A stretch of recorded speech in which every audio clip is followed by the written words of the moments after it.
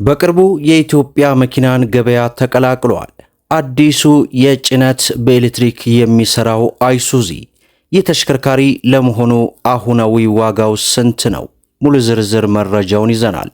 ሰላም ጤና ይስጥልን። የተወደዳችሁና የተከበራችሁ የቻናላችን ተከታታዮች እንደምን አላችሁ?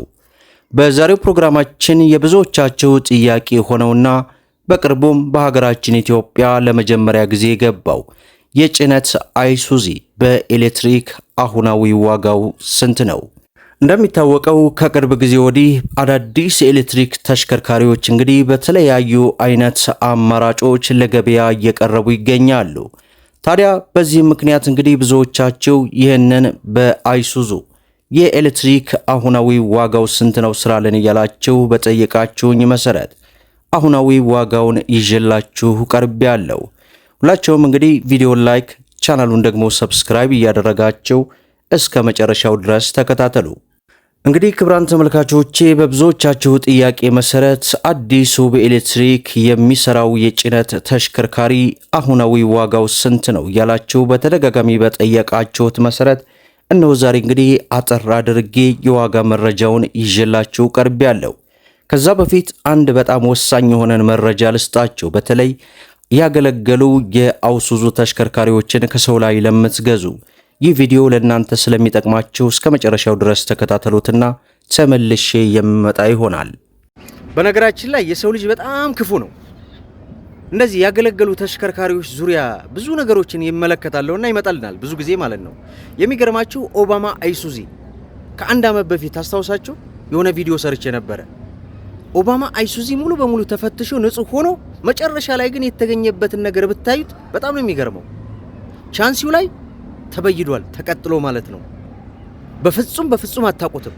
ያንን እንግዲህ ባለሙያ በደንብ አድርጎ መርምሮ ካላገኘው በስተቀር በፍጹም ቻንሲው ላይ የተቀጠለ አይሱዚ ነው ብላችሁ አትገዙትም።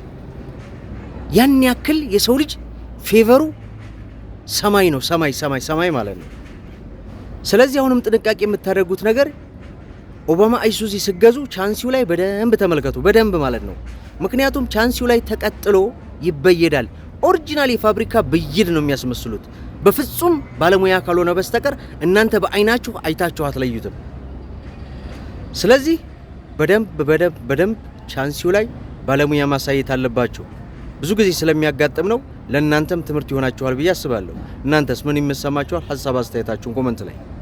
እንግዲህ ክቡራን ተመልካቾቼ ይህ መረጃ ይጠቅማችኋል ብዬ አስባለሁ። እጅግ በጣም አስተማሪ ነው። በተለይ ያገለገሉ አይሱዙ ተሽከርካሪዎችን ስትገዙ እጅግ ከፍተኛ ጥንቃቄ ማድረግ ይኖርባችኋል። ብዙዎችም በዚህ ሁኔታ ስለሚሸወዱ ለእናንተ እጅግ በጣም ጠቃሚ የሆነ መረጃ ነው እያልኩ እንግዲህ በዛሬው ፕሮግራሜ ይህንን አዲሱን የኤሌክትሪክ የጭነት መኪና የዋጋ መረጃውን ነው ወደ እናንተ አጠር አድርጌ የማደርሳቸው። ስለ ተሽከርካሪው አጠቃላይ ባህሪያት በሌላ ቪዲዮ የምሰራላችሁ ነው የሚሆነው። ነገር ግን ይህ ተሽከርካሪ ማወቅ ያለባችሁ ነገር ለረጅም አገልግሎት የምትመርጡት ከሆነ ለእናንተ ላይሆን ይችላል። ምክንያቱም እስከ 250 ኪሎ ሜትር ነው በአንድ ፉል ቻርጅ መጓዝ የሚችለው። በሁለት አይነት አማራጭ ነው በነገራችን ላይ ለገበያ የቀረቡት እነዚህ ተሽከርካሪዎች። የመጀመሪያው እንደምታውቁት በፎቶን እየቀረበ ሲሆን ያም እንግዲህ ሁለት አይነት ቻርጅ ሲስተሞችን የሚቀበል ነው። በስሎ ቻርጅ እና በፋስት ቻርጅ የሚደረግ ተሽከርካሪ ነው። በባትሪው አጠቃላይ ሁኔታ ውስጥ እንግዲህ ሃይ ቮልቴጅ ባትሪ ተደርጎለት ለገበያ የቀረበ የሱ እንኳን ቀደም ያለ ነው፣ ቆየት ብሏል። ይህኛው ግን በቅርቡ በዚህ ወራት ውስጥ እንግዲህ በመዲናችን አዲስ አበባ ላይ ለገበያ ቀርቦ ተመልክቼ ነው የዛን ዋጋ መረጃ ነው ይዤላችሁ የቀረብኩት። እንግዲህ ይህ አዲሱ የኤሌክትሪክ ጭነት መኪና በአሁን ሰዓት እየተጠራ ያለበት ዋጋ ከናፍታው ጭማሪ አለው። ያ ማለት ከ9 ሚሊዮን 800 ሺህ ብር ጀምሮ በተለያዩ የመሸጫ ቦታዎች ላይ ለገበያ መቅረባቸውን ተመልክቻለሁ ማለት ነው።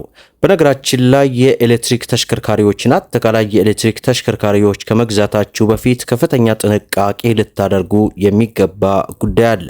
ይህም እንግዲህ የባትሪያቸውን ሁኔታ ከግምት ውስጥ ማስገባት ይኖርባቸዋል። ያ ማለት አጠቃላይ በሚባል መልኩ ማለትም አብዛኛው የኤሌክትሪክ መኪኖች የተገጠመላቸው ባትሪ ሊያገለግል የተሰራው ከ8 እስከ 12 ዓመት ነው።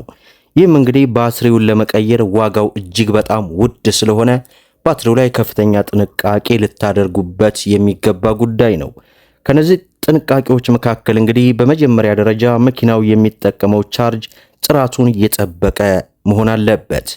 በሁለተኝነት ደረጃ መኪናው 0% ላይ ሆኖ ለረጅም ጊዜ ማቆየት የመኪናውን ሃይ ቮልቴጅ ባትሪ አስወርዶ ከጥቅም ውጭ ሊያደርግብን ስለሚችል ይህንን ከግንዛቤ ውስጥ ልታስገቡ ይገባል።